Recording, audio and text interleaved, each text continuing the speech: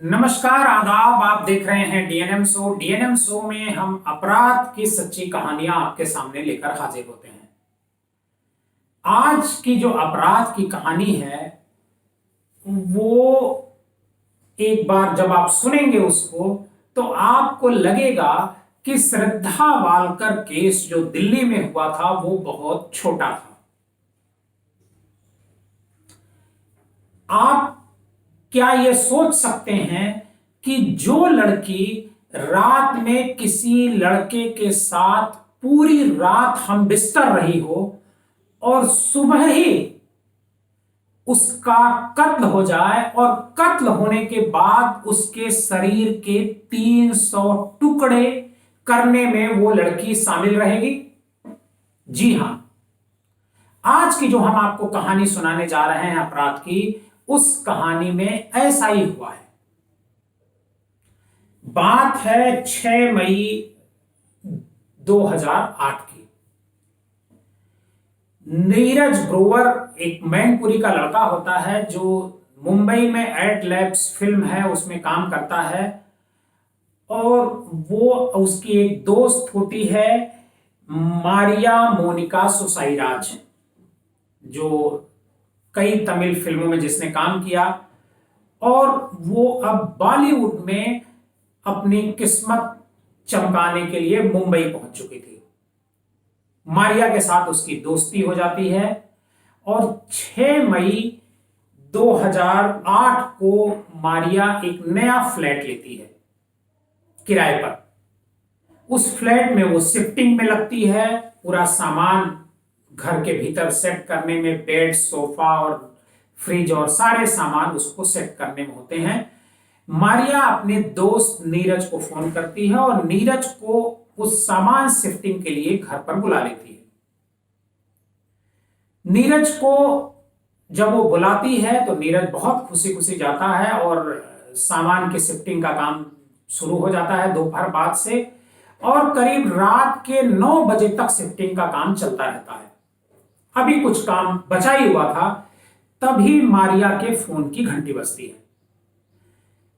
मारिया को फोन करने वाला उसका जो एक तरीके से मंगेतर तो नहीं कहेंगे क्योंकि अभी दोनों की सगाई नहीं हुई थी, सगाई होने वाली थी, लेकिन सगाई की तारीख तय हो चुकी थी। दोनों, उसका मतलब मारिया का एक दूसरा बॉयफ्रेंड होता है वो एरेन मैथ्यू, वो फोन करता है कोच्चि से। ये इंडियन नेवी में लेफ्टिनेंट होता है। जब वो फोन करता है तो पूछता है तुम्हारी शिफ्टिंग कैसी चल रही है। दोनों के बीच बातचीत होती है। बातचीत जब दोनों की चल रही होती है, इसी दौरान जो मैथ्यू होता है, मैथ्यू को लगता है कि उस कमरे में, जिस कमरे में मारिया मौजूद है, वहां कोई और भी पुरुष है। वो पूछता है कि तुम्हारे साथ और कौन है कमरे में। मारिया बताती है कि नीरज को हमने शिफ्टिंग के लिए बुला रखा है। नीरज के बारे में पहले से मैथ्यू जानता है कि नीरज से उसकी रोज फोन पर बातचीत होती थी।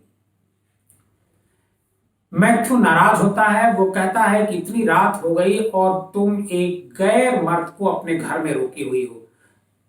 तो मारिया कहती है कि वो हमारा सामान शिफ्ट करने के लिए आया हुआ है और शिफ्टिंग कुछ ही देर में खत्म होने वाली है। जैसे ही शिफ्टिंग खत्म हो जाएगी वो यहां से चला जाएगा। मैथ्यू बहुत नाराज होता है, उस पर, मारिया पर चिल्लाता है। मारिया भी चिल्लाती है। दोनों के बीच नोक झोंक फोन पर होती है और बातचीत का सिलसिला खत्म होता है। मैथ्यू फोन रख देता है। मारिया फोन बेड पर पटक देती है और जब फोन पर बातचीत हो रही होती है तो मारिया उसे आश्वस्त करती है मैथ्यू को कि जैसे ही काम हो जाएगा नीरज यहां से चला जाएगा। लेकिन शायद मारिया के मन में कुछ और ही चल रहा था। मारिया ये चाहती थी कि नीरज आज उसके साथ यही फ्लैट पर रुके। नीरज और मारिया दोनों रात में फ्लैट में रुकते हैं। इधर जो मैथ्यू होता है वो होता तो कोच्चि में है, लेकिन उसके दिमाग में भी तरह तरह की बातें चल रही होती हैं। मैथ्यू ये सोच रहा है कि मुझसे मारिया ने कह जरूर दिया है कि नीरज चला जाएगा, लेकिन उसे ऐसा फील होता है कि नीरज घर से गया नहीं होगा। पूरी रात वो उधेड़ दिन में लगा रहता है और दोबारा फोन तो नहीं करता है, लेकिन अचानक उसके दिमाग में एक आइडिया आता है। वो मोबाइल अपना खोल करके सर्च कर रहा होता है और देखता है कि कोच्चि से मुंबई की फ्लाइट कितने बजे की है। तो पाता है कि सुबह सुबह एकदम अर्ली मॉर्निंग एक फ्लाइट कोच्चि से मुंबई की है। उसमें वो तुरंत टिकट बुक कर लेता है और टिकट बुक करके सीधे बिना मारिया को बताए कोच्चि से वो मुंबई पहुंच जाता है। मुंबई एयरपोर्ट पहुंचने के बाद उस फ्लैट का लोकेशन पहले से ही उसके पास होता है, क्योंकि मारिया उसे बता चुकी होती है कि वो फ्लैट यहां पर ले रही है और उसका गूगल लोकेशन सेंड कर चुकी थी। फ्लैट का नंबर वगैरह सारी चीजें उसके पास पहले से थी। मैथ्यू एयरपोर्ट पे उतरता है और एयरपोर्ट से उतर करके सीधे उस फ्लैट पर पहुंचता है जहां मारिया कल रात को ही मारिया ने शिफ्ट किया था। बेल दबाता है तो तुरंत सामने मारिया खड़ी दरवाजा खोलती है। मारिया मैथ्यू को देख करके चौंक जाती है और डर भी जाती है और मारिया के ठीक पीछे खड़ा होता है नीरज ग्रोवर। मैथ्यू का शक सच निकला कि मारिया नीरज को आज भेजेगी नहीं, नीरज यहीं पर रुका होगा। मैथ्यू बेहद गुस्सा होता है। मारिया उसको समझाने की कोशिश करती है, लेकिन वो समझने को तैयार नहीं होता है। उसका गुस्सा सातवें आसमान पर होता है। वो एक दो झापड़ मारिया को भी लगाता है और नीरज को भी। तभी उसे किचन में, सामने की तरफ किचन होता है और उस किचन में एक चाकू नजर आता है। मैथ्यू दौड़ करके उधर जाता है और चाकू उठाता है और चाकू से नीरज ग्रोवर के पेट में वार करता है।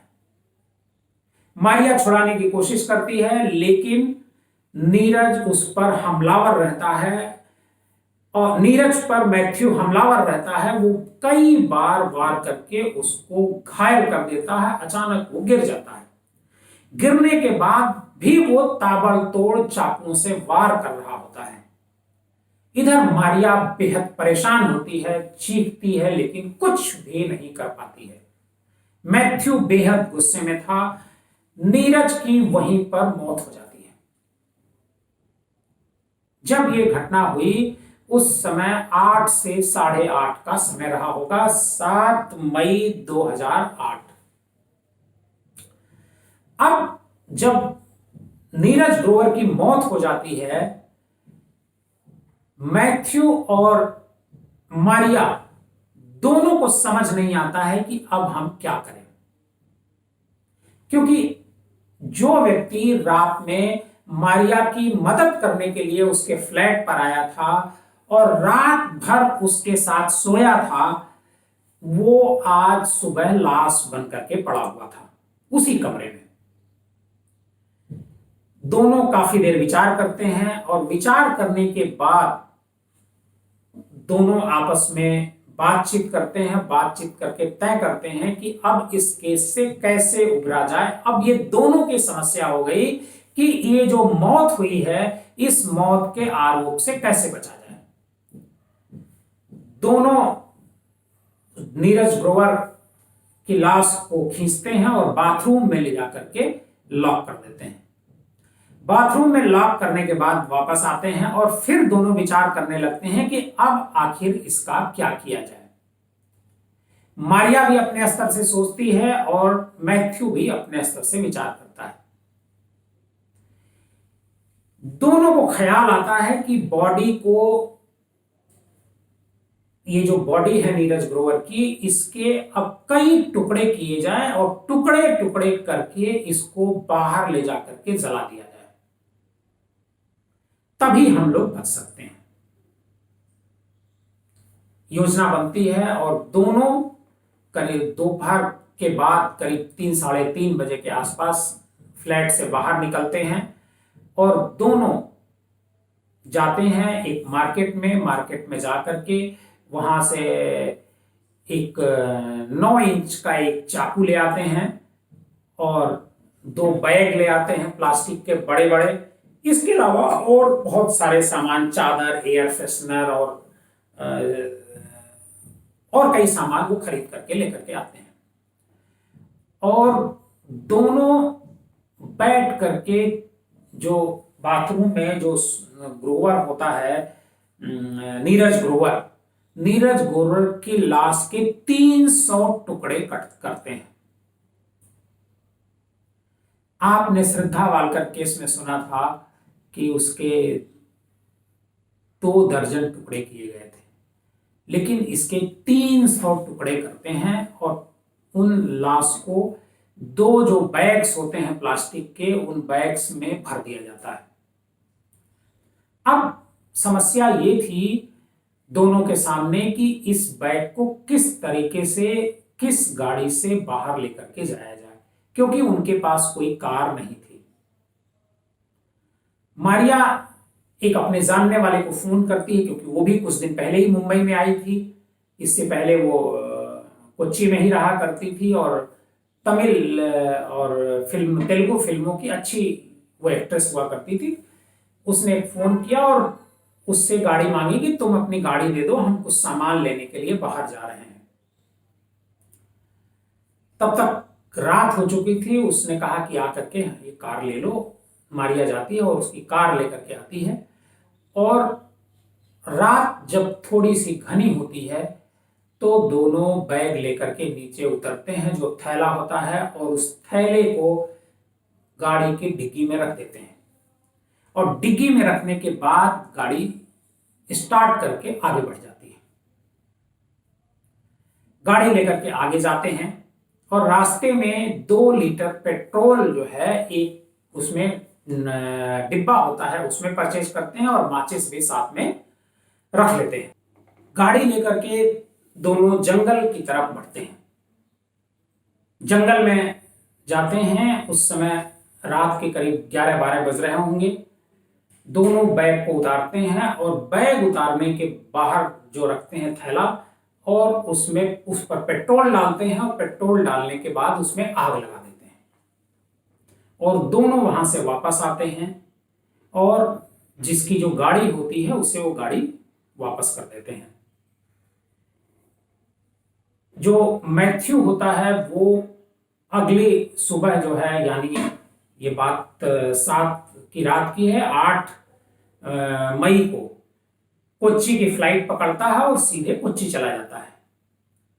जो मारिया होती है, मारिया भी अपने काम पर लग जाती है। मारिया परेशान तो होती है, घर की सफाई भी हो चुकी होती है, लेकिन उसे डर बना रहता है कि कहीं पुलिस उसे पकड़ न ले। बहरहाल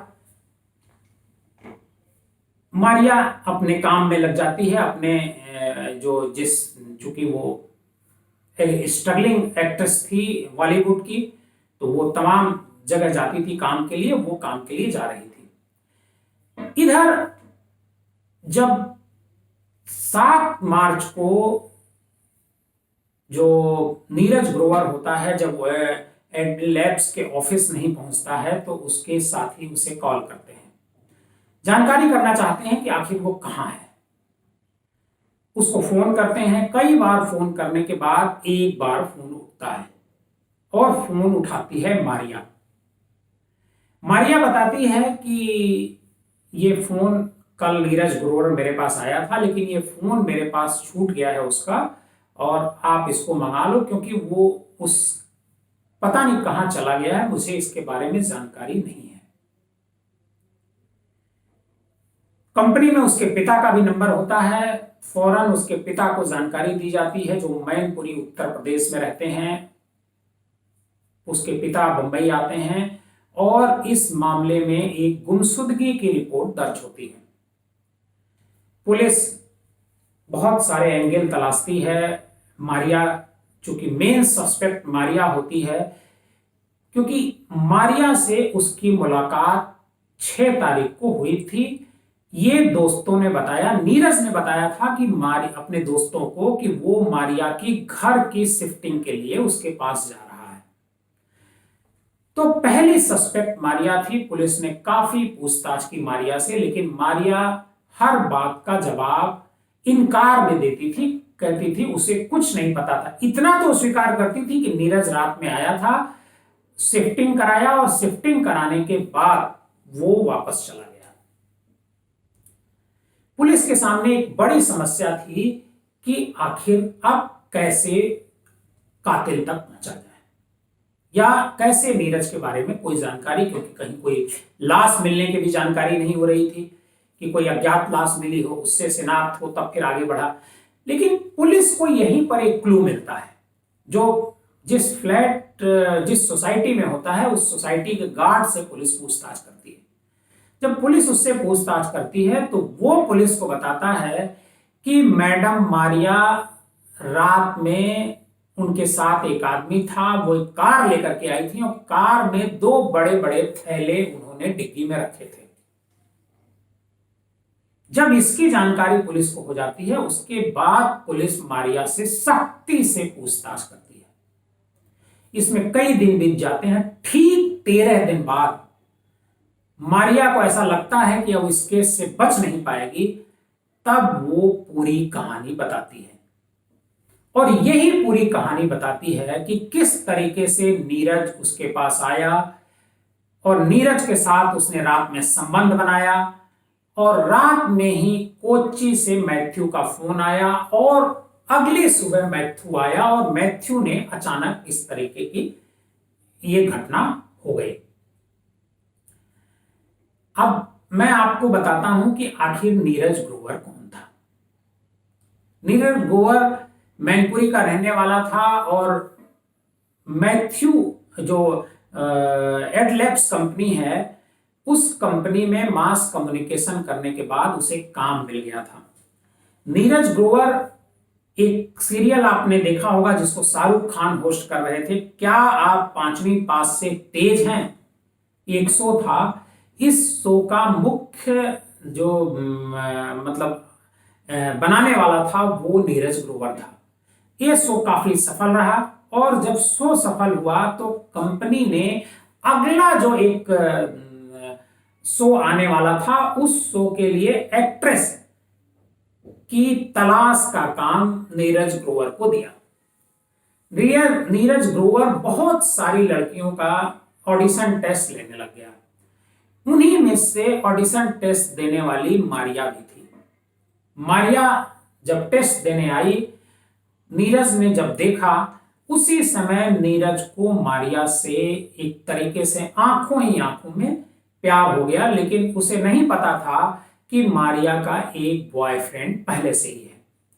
नीरज और मारिया दोनों आपस में फोन पर बातचीत करने लगे। नीरज ने काफी कोशिश की कि उस सीरियल में मारिया को एड ए लीड रोल ले लिया जाए, लेकिन चूंकि उसकी हिंदी अच्छी नहीं थी, इस वजह से मारिया उसमें उस सीरियल में नहीं आ पाई।